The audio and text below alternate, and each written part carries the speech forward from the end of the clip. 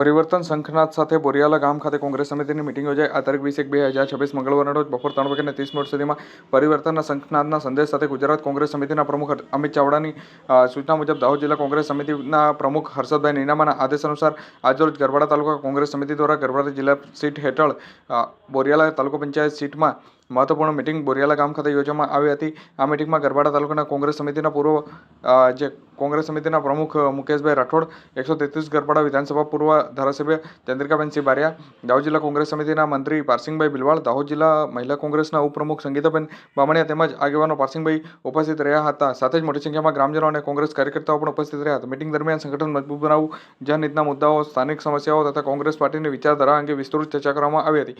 આગેવાનોએ કાર્યકરોને એકતાબદ્ધ રહી અને પરિવર્તન માટે સક્રિય રીતે કાર્ય કરવાનું આહવાન કરાયું હતું. કાર્યક્રમના અંતે ગ્રામજનો સાથે ખુલ્લો સંવાદ યોજાયો હતો અને તેમની સમસ્યાઓ અને સૂચનો સાંભળી અને તેના યોગ્ય નિવારણ માટે પ્રયત્ન કરવા માટેની પણ ખાતરી આપવામાં આવી છે.